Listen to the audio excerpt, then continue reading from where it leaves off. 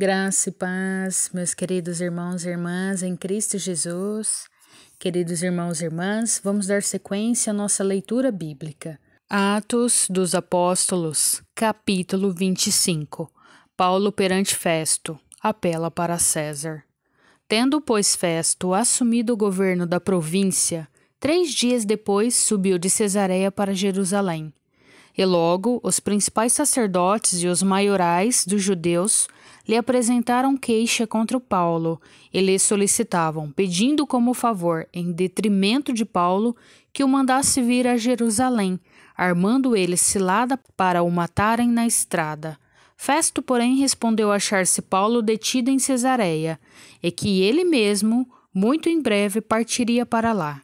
Portanto, disse ele, os que dentre vós estiverem habilitados, que desçam comigo, e havendo contra este homem qualquer crime, acusem-no. E não se demorando entre eles, mais de 8 ou 10 dias, desceu para Cesareia, e no dia seguinte, assentando-se no tribunal, ordenou que Paulo fosse trazido. Comparecendo este, rodearam-no os judeus, que haviam descido de Jerusalém, trazendo muitas e graves acusações contra ele, as quais, entretanto, não podiam provar. Paulo, porém, defendendo-se, proferiu as seguintes palavras: Nenhum pecado cometi contra a lei dos judeus, nem contra o templo, nem contra César. Então Festo, querendo assegurar o apoio dos judeus, respondeu a Paulo: Queres tu subir a Jerusalém e ser ali julgado por mim a respeito destas coisas? Disse-lhe Paulo: Estou perante o tribunal de César, onde convém seja eu julgado. Nenhum agravo pratiquei contra os judeus, como tu muito bem sabes. Caso, pois, tenha eu praticado algum mal ou crime digno de morte, estou pronto para morrer. E se, pelo contrário, não são verdadeiras as coisas de que me acusam, ninguém, para lhes ser agradável, pode entregar-me a eles. Apelo para César. Então, Festo, tendo falado com o conselho, respondeu: Para César apelaste, para César irás. Festo expõe a Agripa o caso de Paulo. Passados alguns dias, o rei Agripa e Berenice chegaram a Cesareia a fim de saudar a Festo.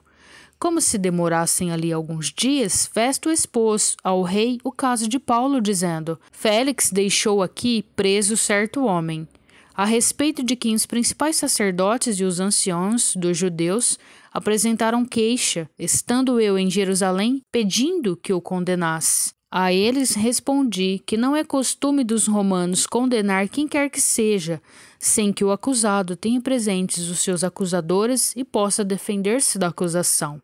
De sorte que, chegando eles aqui juntos, sem nenhuma demora, no dia seguinte, assentando-me no tribunal, determinei fosse trazido o homem.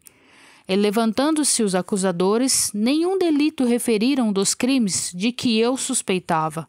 Traziam contra ele algumas questões referentes à sua própria religião e, particularmente, a certo morto chamado Jesus, o que Paulo afirmava estar vivo. Estando eu perplexo quanto ao modo de investigar essas coisas, perguntei-lhe se queria ir a Jerusalém para ser ali julgado a respeito disso.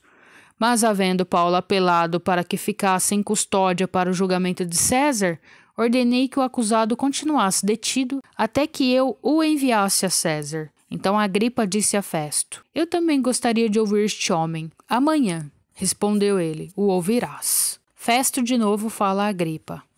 De fato, no dia seguinte, vindo Agripa e Berenice, com grande pompa, tendo eles entrado na audiência juntamente com os oficiais superiores e homens eminentes da cidade, Paulo foi trazido por ordem de Festo.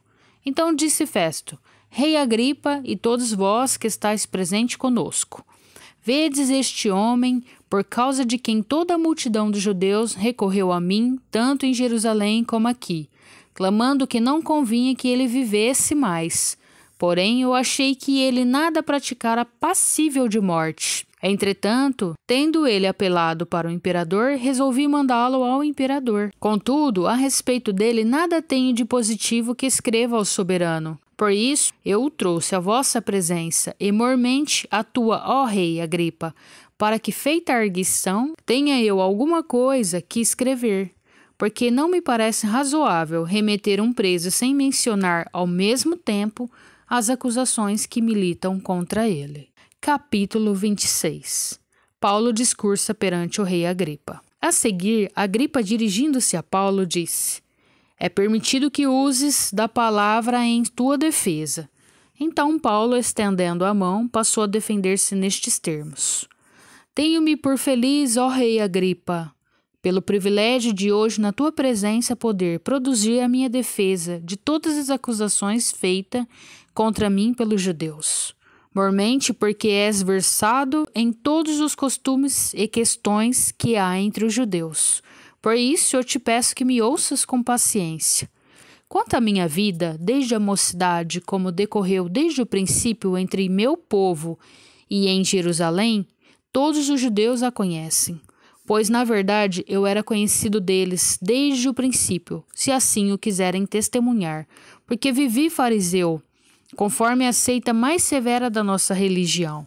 E agora estou sendo julgado por causa da esperança da promessa que, por Deus, foi feita a nossos pais, a qual as nossas 12 tribos, servindo a Deus fervorosamente de noite e de dia, almejam alcançar. É no tocante a esta esperança, ó Rei, que eu sou acusado pelos judeus.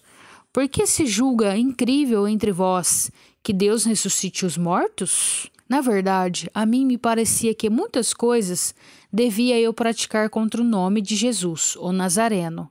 E assim procedi em Jerusalém. Havendo eu recebido autorização dos principais sacerdotes, encerrei muitos dos santos nas prisões, e contra estes dava o meu voto, quando os matavam. Muitas vezes o castiguei por todas as sinagogas, obrigando-os até a blasfemar.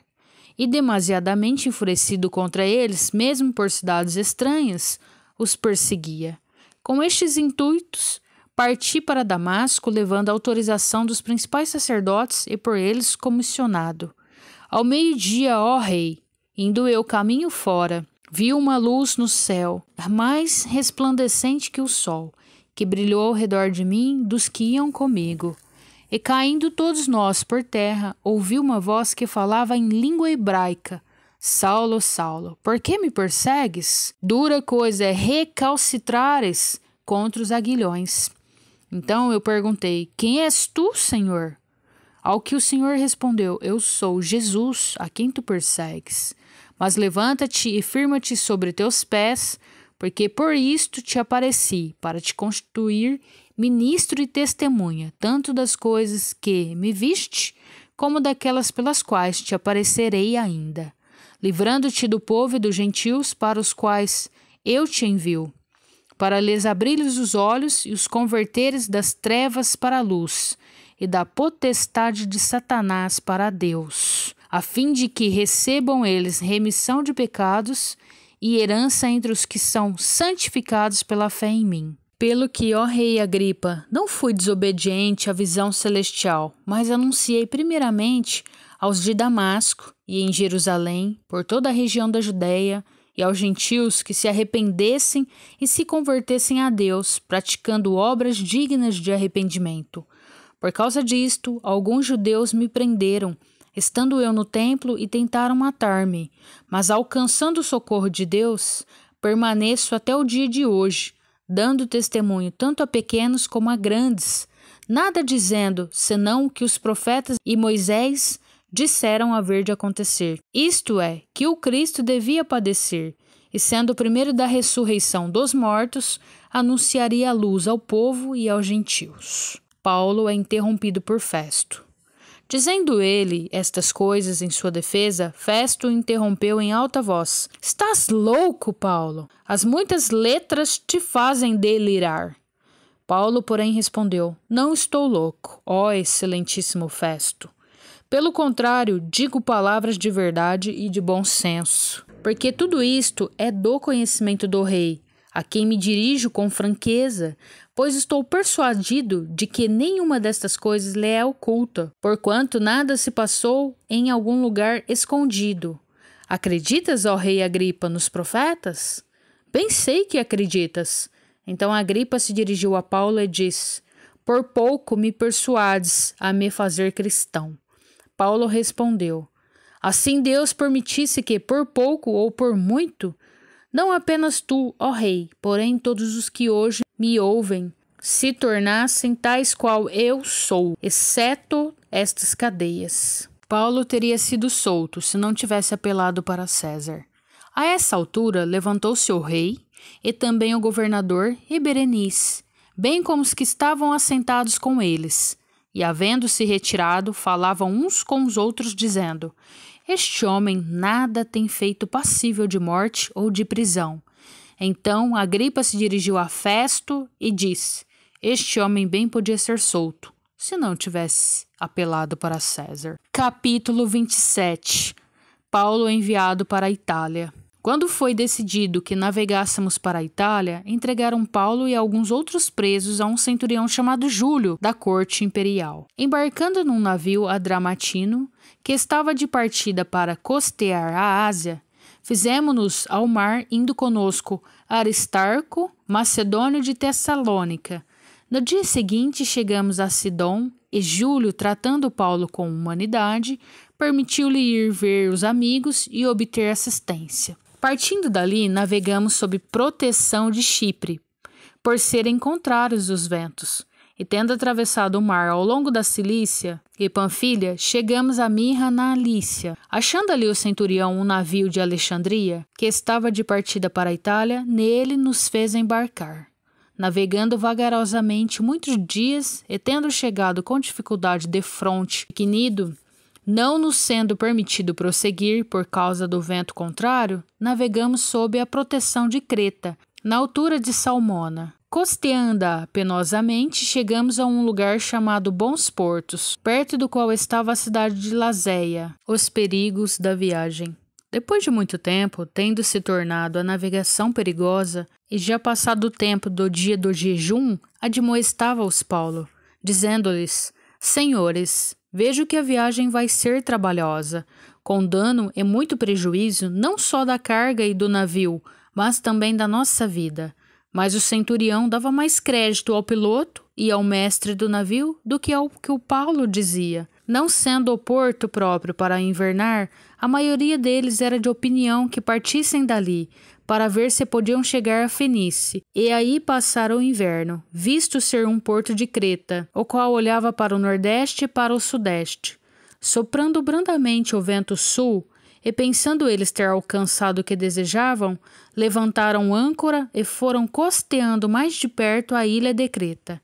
Entretanto, não muito depois, desencadeou-se do lado da ilha um tufão de vento chamado Euroaquilão, e sendo o navio arrastado com violência sem poder resistir ao vento, cessamos a manobra e nos fomos deixando levar. Passando sob a proteção de uma ilhota chamada Cauda, a custo conseguimos recolher o bote, e levantando este, usaram de todos os meios para cingir o navio, e temendo que dessem na Sirte, arriaram os aparelhos e foram ao léu.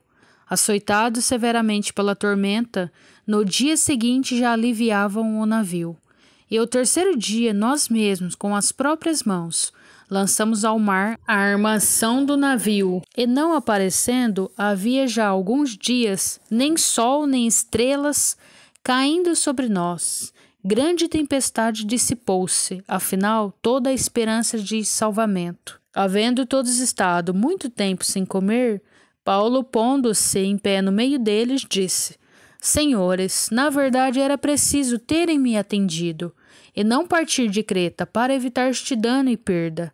Mas já agora vos aconselho bom ânimo, porque nenhuma vida se perderá de entre vós, mas somente o navio. Porque esta mesma noite um anjo de Deus, de quem eu sou e a quem sirvo, esteve comigo, dizendo: Paulo, não temas, é preciso que compareças perante César, e eis que Deus, por sua graça, te deu todos quantos navegam contigo. Portanto, senhores, tende bom ânimo, pois eu confio em Deus, que sucederá do modo porque me foi dito. Porém, é necessário que vamos dar a uma ilha o naufrágio. Quando chegou a 14ª noite, sendo nós batidos de um lado para o outro no mar Adriático, por volta da meia-noite, pressentiram os marinheiros que se aproximavam de alguma terra, e lançando o prumo, acharam 20 braças. Passando um pouco mais adiante, tornando a lançar o prumo, acharam 15 braças. E receosos de que fôssemos atirados contra lugares rochosos, lançaram da popa 4 âncoras e oravam para que rompesse o dia. Procurando os marinheiros fugir do navio, e tendo arriado o bote no mar, a pretexto de que estavam para largar âncoras da proa, disse Paulo ao centurião e aos soldados: se estes não permanecerem a bordo, vós não podereis salvar-vos. Então os soldados cortaram os cabos do bote e o deixaram afastar-se. Enquanto amanhecia, Paulo rogava a todos que se alimentassem, dizendo: hoje é o 14º dia, em que, esperando, estáis sem comer. Nada tendes provado. Eu vos rogo que comais alguma coisa, porque disto depende a vossa segurança, pois nenhum de vós perderá nem mesmo um fio de cabelo. Tendo dito isto, tomando um pão, deu graças a Deus na presença de todos, e depois de partir, começou a comer. Todos cobraram ânimo e se puseram também a comer. Estávamos no navio 276 pessoas ao todo. Refeitos com a comida, aliviaram o navio e lançando o trigo ao mar. Quando amanheceu, não reconheceram a terra, mas avistaram uma enseada onde havia praia. Então consultaram entre si se não podiam encalhar ali o navio. Levantando as âncoras, deixaram-no ir ao mar, largando também as amarras do leme, e alçando a vela de proa ao vento, dirigiram-se para a praia. Dando, porém, num lugar onde 2 correntes se encontravam, encalharam ali o navio. A proa encravou-se e ficou imóvel, mas a popa se abria pela violência do mar. O parecer dos soldados era que matassem os presos, para que nenhum deles nadando fugisse. Mas o centurião, querendo salvar Paulo, impediu-os de fazer e ordenou que os que soubessem nadar fossem os primeiros a lançar-se ao mar e alcançar a terra, quanto aos demais que se salvassem, uns em tábuas e outros em detroços do navio. E foi assim que todos se salvaram em terra. Amém, irmãos. Glória a Deus. Até os próximos capítulos. Deus te abençoe.